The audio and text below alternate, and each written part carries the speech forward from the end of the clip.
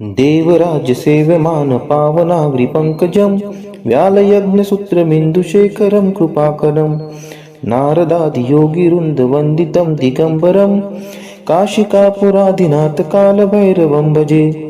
भानुकोटिभास्वरं भवाब्धितारकं परं नीलकण्ठं स्फितार्थदायकं त्रिलोचनं कालकालम् अम्बुजाक्षम् अक्षशूलम् अक्षरं काशिकापुराधिनाथकालभैरवं भजे। शूलटङ्कपाशदण्डपाणिमादिकारणं श्यामकायम् आदिदेवम् अक्षरं निरामयम् भीमविक्रमं प्रभुं विचित्रताण्डवं प्रियं काशिकापुराधिनाथकालभैरवं भजे। भुक्तिमुक्तिदायकं प्रशस्तचारुविग्रहं भक्तवत्सलं तितं समस्तलोकविग्रहं विनिक्वनन्मनोज्ञहेम किङ्किणीलसत्कटिं काशिकापुराधिनाथकालभैरवं भजे।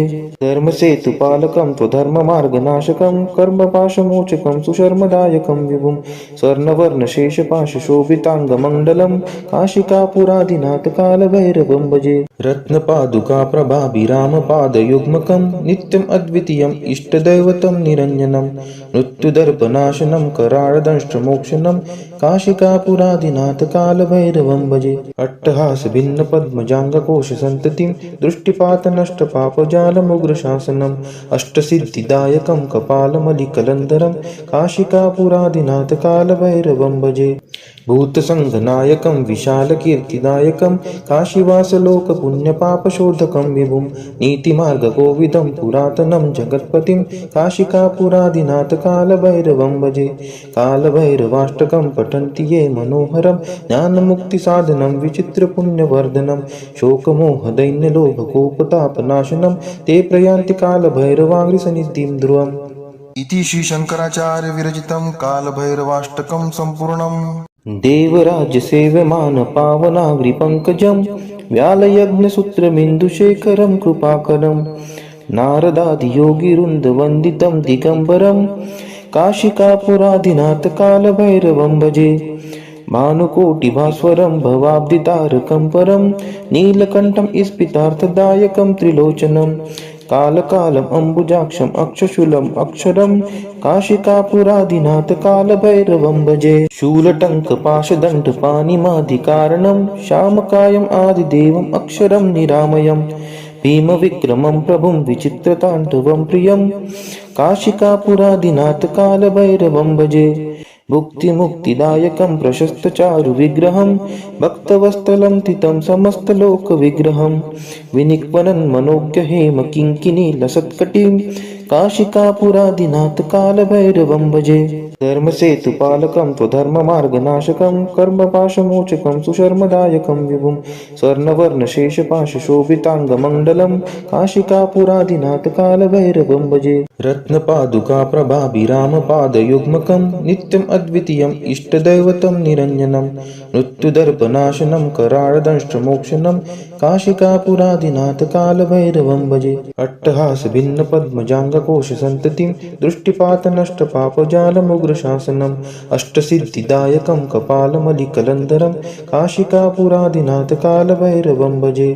भूतसङ्घनायकं विशालकीर्तिदायकं काशीवासलोकपुण्यपापशोधकं विभुं नीतिमार्गकोविदं पुरातनं जगत्पतिं काशिकापुराधिनाथकालभैरवं भजे।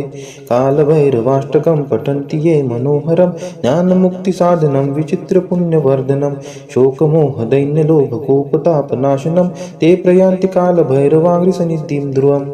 इति श्रीशङ्कराचार्य विरचितं कालभैरवाष्टकं सम्पूर्णम्। देवराजसेव्यमान पावनाग्रिपङ्कजं व्यालयज्ञसूत्रमिन्दुशेखरं कृपाकरं नारदादियोगिवृन्दवन्दितं दिगम्बरं काशिकापुराधिनाथकालभैरवं भजे। भानुकोटिभास्वरं भवाब्धितारकं परं नीलकण्ठं स्फितार्थदायकं त्रिलोचनं कालकालम् अम्बुजाक्षम् अक्षशूलम् अक्षरं काशिकापुराधिनाथकालभैरवं भजे। शूलटङ्कपाशदण्डपाणिमादिकारणं श्यामकायम् आदिदेवम् अक्षरं निरामयम् भीमविक्रमं प्रभुं विचित्रताण्डवं प्रियं काशिकापुराधिनाथकालभैरवं भजे। भुक्तिमुक्तिदायकं प्रशस्तचारुविग्रहं भक्तवत्सलं तितं समस्तलोकविग्रहं विनिक्वनं मनोज्ञहेम किङ्किणीलसत्कटिं काशिकापुरादिनाथ कालभैरवं भजे। धर्मसेतुपालकं त्वधर्ममार्गनाशकं कर्मपाशमोचकं सुशर्मदायकं विभुं स्वर्णवर्णशेषपाशशोभिताङ्गमण्डलं काशिकापुरादिनाथ कालभैरवं भजे। रत्नपादुकाप्रभाभिरामपादयुग्मकं नित्यम् अद्वितीयम् इष्टदैवतं निरञ्जनं मृत्युदर्पनाशनं कराळदंष्ट्रमोक्षणं काशिकापुरादिनाथ कालभैरवं भजे। अट्टहासभिन्नपद्मजाङ्गकोशसन्ततिं दृष्टिपातनष्टपापजालमुग्रशासनम् अष्टसिद्धिदायकं कपालमलिकलन्धरं काशिकापुरादिनाथ कालभैरवं भजे। भूतसङ्घनायकं विशालकीर्तिदायकं काशीवासलोकपुण्यपापशोधकं विभुं नीतिमार्गकोविदं पुरातनं जगत्पतिं काशिकापुरादिनाथ कालभैरवं भजे। कालभैरवाष्टकं पठन्ति ये मनोहरं ज्ञानमुक्तिसाधनं विचित्रपुण्यवर्धनं शोकमोहदैन्यलोभकोपतापनाशनं ते प्रयान्ति कालभैरवाङ्घ्रिसन्निधिं ध्रुवम्। इति श्रीशङ्कराचार्य विरचितं कालभैरवाष्टकं सम्पूर्णम्। देवराजसेव्यमान पावनाग्रिपङ्कजं व्यालयज्ञसूत्रमिन्दुशेखरं कृपाकरं नारदादियोगिवृन्दवन्दितं दिगम्बरं काशिकापुरादिनाथ कालभैरवं भजे। भानुकोटिभास्वरं भवाब्धितारकं परं नीलकण्ठं स्फितार्थदायकं त्रिलोचनं कालकालम् अम्बुजाक्षम् अक्षशूलम् अक्षरं काशिकापुरादिनाथ कालभैरवं भजे। शूलटङ्कपाशदण्डपाणिमादिकारणं श्यामकायम् आदिदेवम् अक्षरं निरामयम् भीमविक्रमं प्रभुं विचित्रताण्डवं प्रियं काशिकापुरादिनाथ कालभैरवं भजे।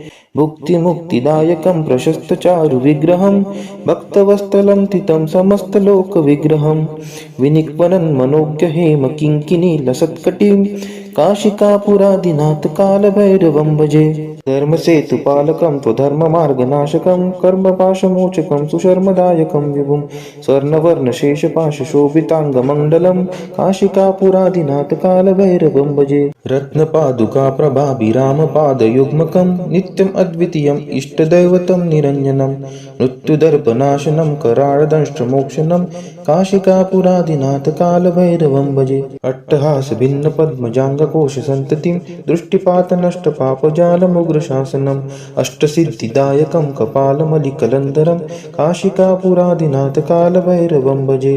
भूतसङ्घनायकं विशालकीर्तिदायकं काशीवासलोकपुण्यपापशोधकं विभुं नीतिमार्गकोविदं पुरातनं जगत्पतिं काशिकापुरादिनाथ कालभैरवं भजे।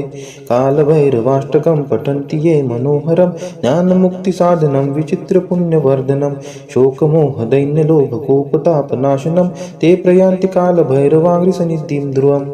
इति श्रीशङ्कराचार्य विरचितं कालभैरवाष्टकं सम्पूर्णम्। देवराजसेव्यमान पावनाग्रिपङ्कजं व्यालयज्ञसूत्रमिन्दुशेखरं कृपाकरं नारदादियोगिवृन्दवन्दितं दिगम्बरं काशिकापुरादिनाथ कालभैरवं भजे।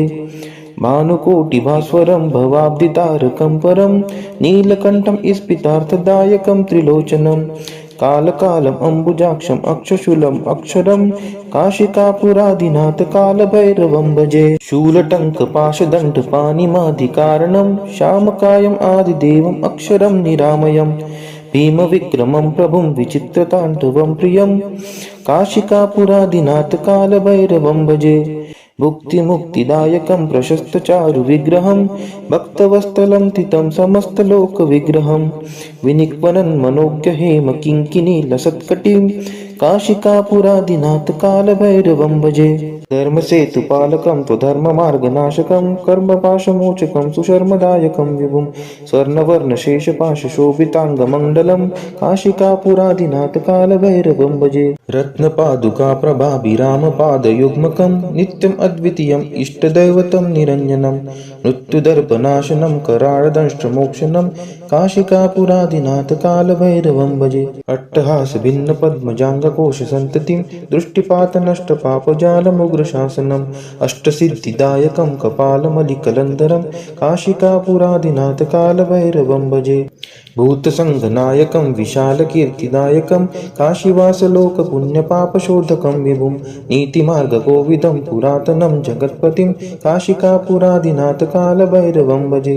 कालभैरवाष्टकं पठन्ति ये मनोहरं ज्ञानमुक्तिसाधनं विचित्रपुण्यवर्धनं शोकमोहदैन्यलोभकोपतापनाशनं ते प्रयान्ति कालभैरवाङ्घ्रिसन्निधिं ध्रुवम्।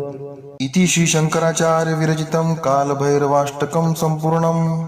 देवराजसेव्यमान पावनाग्रिपङ्कजं व्यालयज्ञसूत्रमिन्दुशेखरं कृपाकरं नारदादियोगिवृन्दवन्दितं दिगम्बरं काशिकापुरादिनाथ कालभैरवं भजे।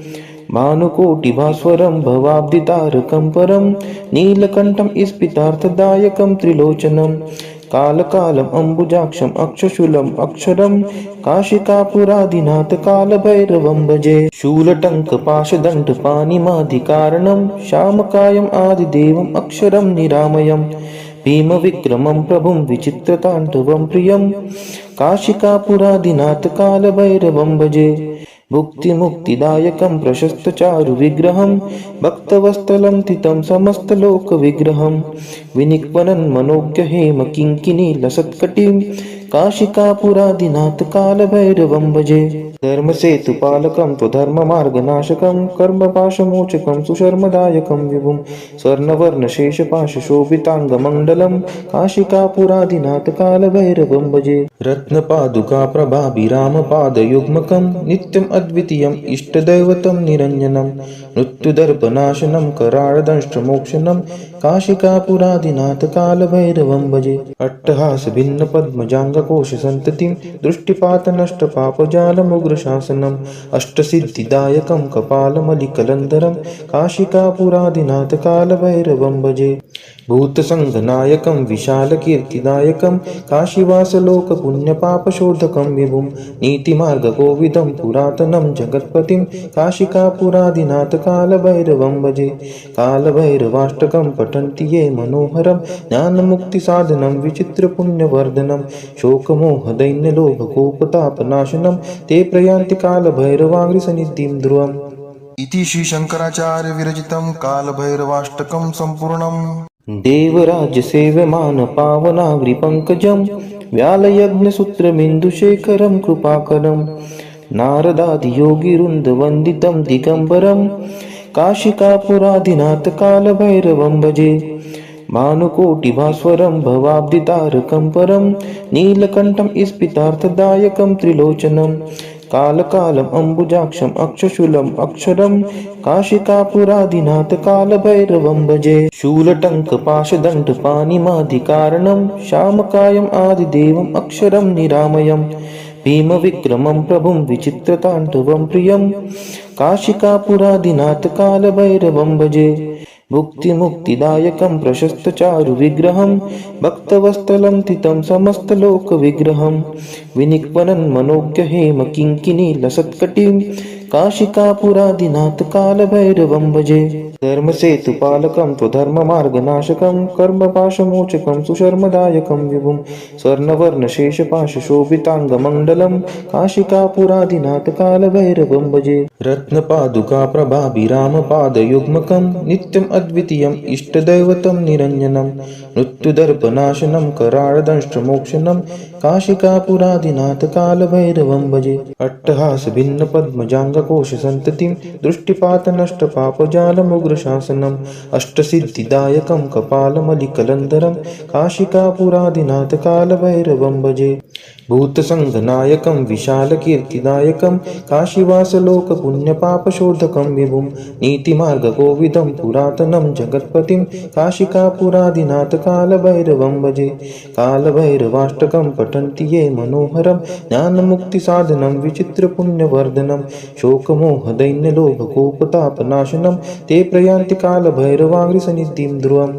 इति श्री शंकराचार्य विरचितं कालभैरवाष्टकं सम्पूर्णम्। देवराजसेव्यमान पावनाग्रिपङ्कजं व्यालयज्ञसूत्रमिन्दुशेखरं कृपाकरं नारदादियोगिवृन्दवन्दितं दिगम्बरं काशिकापुराधिनाथकालभैरवं भजे भानुकोटिभास्वरं भवाब्धितारकं परं नीलकण्ठं स्फितार्थदायकं त्रिलोचनं कालकालम् अम्बुजाक्षम् अक्षशूलम् अक्षरं काशिकापुराधिनाथकालभैरवं भजे शूलटङ्कपाशदण्डपाणिमादिकारणं श्यामकायम् आदिदेवम् अक्षरं निरामयम् भीमविक्रमं प्रभुं विचित्रताण्डवं प्रियं काशिकापुराधिनाथकालभैरवं भजे भुक्तिमुक्तिदायकं प्रशस्तचारुविग्रहं भक्तवत्सलं तितं समस्तलोकविग्रहं विनिक्वनन्मनोज्ञहेम किङ्किणीलसत्कटिं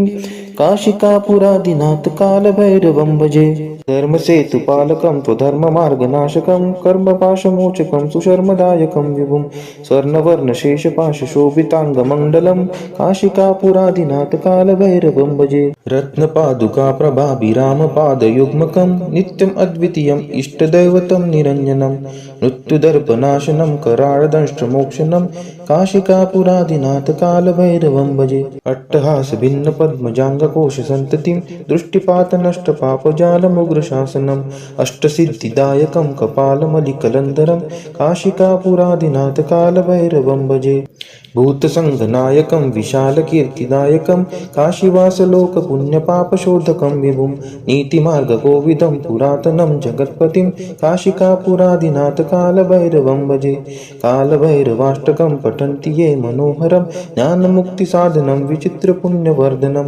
शोकमोहदैन्यलोभकोपतापनाशनं ते प्रयान्ति कालभैरवाङ्घ्रिसन्निधिं ध्रुवम् इति श्रीशङ्कराचार्यविरचितं कालभैरवाष्टकं सम्पूर्णम् देवराज्यसेव्यमानपावनाग्रिपङ्कजं व्यालयज्ञसूत्रमिन्दुशेखरं कृपाकरं नारदादियोगिवृन्दवन्दितं दिगम्बरं काशिकापुराधिनाथकालभैरवं भजे भानुकोटिभास्वरं भवाब्धितारकं परं नीलकण्ठं स्फितार्थदायकं त्रिलोचनं कालकालम् अम्बुजाक्षम् अक्षशूलम् अक्षरं काशिकापुराधिनाथकालभैरवं भजे शूलटङ्कपाशदण्डपाणिमादिकारणं श्यामकायम् आदिदेवम् अक्षरं निरामयम् भीमविक्रमं प्रभुं विचित्रताण्डवं प्रियं काशिकापुराधिनाथकालभैरवं भजे भुक्तिमुक्तिदायकं प्रशस्तचारुविग्रहं भक्तवत्सलं तितं समस्तलोकविग्रहं विनिक्वनन्मनोज्ञहेम किङ्किणीलसत्कटिं काशिकापुराधिनाथकालभैरवं भजे धर्मसेतुपालकं त्वधर्ममार्गनाशकं कर्मपाशमोचकं सुशर्मदायकं विभुं स्वर्णवर्णशेषपाशशोभिताङ्गमण्डलं काशिकापुराधिनाथकालभैरवं भजे रत्नपादुकाप्रभाभिरामपादयुग्मकं नित्यम् अद्वितीयम् इष्टदैवतं निरञ्जनं मृत्युदर्पनाशनं कराळदंष्ट्रमोक्षणं काशिकापुराधिनाथकालभैरवं भजे अट्टहासभिन्नपद्मजाङ्गकोशसन्ततिं दृष्टिपातनष्टपापजालमुग्रशासनम् अष्टसिद्धिदायकं कपालमलिकलन्धरं काशिकापुराधिनाथकालभैरवं भजे भूतसङ्घनायकं विशालकीर्तिदायकं काशीवासलोकपुण्यपापशोधकं विभुं नीतिमार्गकोविदं पुरातनं जगत्पतिं काशिकापुराधिनाथकालभैरवं भजे कालभैरवाष्टकं पठन्ति ये मनोहरं ज्ञानमुक्तिसाधनं विचित्रपुण्यवर्धनं शोकमोहदैन्यलोभकोपतापनाशनं ते प्रयान्ति कालभैरवाङ्घ्रिसन्निधिं ध्रुवम् इति श्रीशङ्कराचार्यविरचितं कालभैरवाष्टकं सम्पूर्णम् देवराज्यसेव्यमानपावनाग्रिपङ्कजं व्यालयज्ञसूत्रमिन्दुशेखरं कृपाकरं नारदादियोगिवृन्दवन्दितं दिगम्बरं काशिकापुराधिनाथकालभैरवं भजे भानुकोटिभास्वरं भवाब्धितारकं परं नीलकण्ठं स्फितार्थदायकं त्रिलोचनं कालकालम् अम्बुजाक्षम् अक्षशूलम् अक्षरं काशिकापुराधिनाथकालभैरवं भजे शूलटङ्कपाशदण्डपाणिमादिकारणं श्यामकायम् आदिदेवम् अक्षरं निरामयम् भीमविक्रमं प्रभुं विचित्रताण्डवं प्रियं काशिकापुराधिनाथकालभैरवं भजे भुक्तिमुक्तिदायकं प्रशस्तचारुविग्रहं भक्तवत्सलं तितं समस्तलोकविग्रहं विनिक्वनन्मनोज्ञहेम किङ्किणीलसत्कटिं काशिकापुरादिनाथ कालभैरवं भजे धर्मसेतुपालकं त्वधर्ममार्गनाशकं कर्मपाशमोचकं सुशर्मदायकं विभुं स्वर्णवर्णशेषपाशशोभिताङ्गमण्डलं काशिकापुरादिनाथ कालभैरवं भजे रत्नपादुकाप्रभाभिरामपादयुग्मकं नित्यम् अद्वितीयम् इष्टदैवतं निरञ्जनं मृत्युदर्पनाशनं कराळदंष्ट्रमोक्षणं काशिकापुरादिनाथ कालभैरवं भजे अट्टहासभिन्नपद्मजाङ्गकोशसन्ततिं दृष्टिपातनष्टपापजालमुग्रशासनम् अष्टसिद्धिदायकं कपालमलिकलन्धरं काशिकापुरादिनाथ कालभैरवं भजे भूतसङ्घनायकं विशालकीर्तिदायकं काशीवासलोकपुण्यपापशोधकं विभुं नीतिमार्गकोविदं पुरातनं जगत्पतिं काशिकापुरादिनाथ कालभैरवं भजे कालभैरवाष्टकं पठन्ति ये मनोहरं ज्ञानमुक्तिसाधनं विचित्रपुण्यवर्धनं शोकमोहदैन्यलोभकोपतापनाशनं ते प्रयान्ति कालभैरवाङ्घ्रिसन्निधिं ध्रुवम् इति श्रीशङ्कराचार्य विरचितं कालभैरवाष्टकं सम्पूर्णम् देवराज्यसेव्यमानपावनाग्रिपङ्कजं व्यालयज्ञसूत्रमिन्दुशेखरं कृपाकरं नारदादियोगिवृन्दवन्दितं दिगम्बरं काशिकापुरादिनाथ कालभैरवं भजे भानुकोटिभास्वरं भवाब्धितारकं परं नीलकण्ठं स्फितार्थदायकं त्रिलोचनं कालकालम् अम्बुजाक्षम् अक्षशूलम् अक्षरं काशिकापुरादिनाथ कालभैरवं भजे शूलटङ्कपाशदण्डपाणिमादिकारणं श्यामकायम् आदिदेवम् अक्षरं निरामयम् भीमविक्रमं प्रभुं विचित्रताण्डवं प्रियं काशिकापुरादिनाथ कालभैरवं भजे भुक्तिमुक्तिदायकं प्रशस्तचारुविग्रहं भक्तवत्सलं तितं समस्तलोकविग्रहं विनिक्वनन्मनोज्ञहेम किङ्किणीलसत्कटिं काशिकापुरादिनाथ कालभैरवं भजे धर्मसेतुपालकं त्वधर्ममार्गनाशकं कर्मपाशमोचकं सुशर्मदायकं विभुं स्वर्णवर्णशेषपाशशोभिताङ्गमण्डलं काशिकापुरादिनाथ कालभैरवं भजे रत्नपादुकाप्रभाभिरामपादयुग्मकं नित्यम् अद्वितीयम् इष्टदैवतं निरञ्जनं मृत्युदर्पनाशनं कराळदंष्ट्रमोक्षणं काशिकापुरादिनाथ कालभैरवं भजे अट्टहासभिन्नपद्मजाङ्गकोशसन्ततिं दृष्टिपातनष्टपापजालमुग्रशासनम् अष्टसिद्धिदायकं कपालमलिकलन्धरं काशिकापुरादिनाथ कालभैरवं भजे भूतसङ्घनायकं विशालकीर्तिदायकं काशीवासलोकपुण्यपापशोधकं विभुं नीतिमार्गकोविदं पुरातनं जगत्पतिं काशिकापुरादिनाथ कालभैरवं भजे कालभैरवाष्टकं पठन्ति ये मनोहरं ज्ञानमुक्तिसाधनं विचित्रपुण्यवर्धनं शोकमोहदैन्यलोभकोपतापनाशनं ते प्रयान्ति कालभैरवाङ्घ्रिसन्निधिं ध्रुवम् इति श्रीशङ्कराचार्य विरचितं कालभैरवाष्टकं सम्पूर्णम्।